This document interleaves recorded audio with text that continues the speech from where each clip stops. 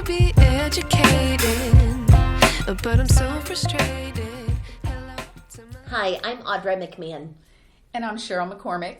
Today we are going to have straight talk. Straight talk about divorce. What are you thinking, Cheryl? You know, I think one of the things when you're going through a divorce, you're considering the money that you're going to have. How am I going to support myself?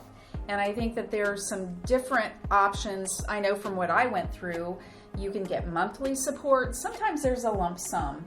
What do you think, Audra? You know, I think on both sides of it, I don't want to gender stereotype, okay?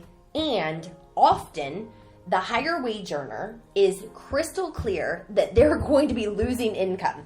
And the question is, how much of my income am I going to be losing? You know? So it doesn't matter if it's a male or female or same sex. The higher wage earner is absolutely concerned with how much money they're going to be losing. And they don't know. So note, there are state guidelines that you're not getting around. And the guideline is pretty much telling you, this is probably what it's going to be. Okay? So it's just what it is. Mm-hmm. And the lower wage earner is often thinking, how am I going to support myself? And they think they deserve more than they maybe do. That's straight, okay? I apologize. It doesn't feel good to be the one to say it, but you may not be deserving of all the money that you think you're deserving of, and there's a state guideline. So you're going to get what you're going to get, you know?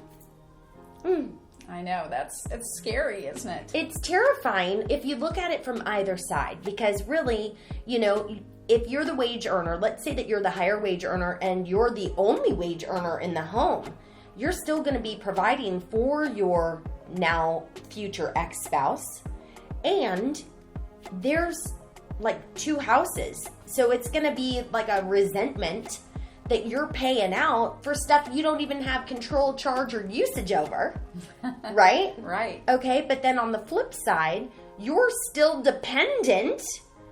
If you're the recipient, you're still fully dependent on somebody who you're no longer in partnership with. And they have no desire, no emotional connection, like there is no motivation really to pay you because, you know, they have to. Right. It's a very uncomfortable topic. I think it's probably one of the most difficult topics when you're going through divorce. And I know in my own personal situation, when you start talking about money, that's when things get very tense and very Light a heated. match, blow the whole thing up. 1,000%. Absolutely. Well, and when we think about what we're doing in our lines of business, right, helping people buy homes, so in the mortgage business and real estate business, you guys need to know that if a decreed amount of money is not coming to you and we can't trace it exactly coming to you for the past 6 months, like to the penny, it isn't happening. We're going to modify that amount. And if it's not been coming for if it's not continuing for 3 years, it doesn't count. So let's say that you're earning $2,000 a month in maintenance, but it's only going to be around for 10 more months. Well, we really are not going to count that income toward your mortgage because we look 3 years out on what's likely to occur. And if your continuance of income isn't likely to occur in the next 36 months, we're not giving it to you, friends. I mean, that makes sense when you think about it, because if I have a certain amount of money coming in for the next several months, how am I going to compensate for that after that time period? And so I think a lot of people don't think about that. And I know that I've had clients in the past that have come to me in the initial stages of divorce, and they're like, I'm getting divorced, I want to buy a house. And I have to tell them, I'm sorry, we have these guidelines. You have to have, you know, the income for a certain period of time, and it's just not going to happen. And I don't think that that's really common knowledge, and that's really, really important that you get hooked up with the right people so that you can get those guidelines in place as soon as possible. Absolutely. Especially if you're somebody receiving maintenance and you're about to downsize in a retirement.